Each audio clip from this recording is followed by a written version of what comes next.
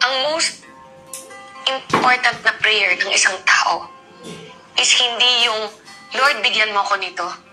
Or Lord, gusto ko ng ganyan. Ang pinaka-important na prayer ng tao is, Lord, ano yung will mo sa buhay ko? Saan mo ko gusto?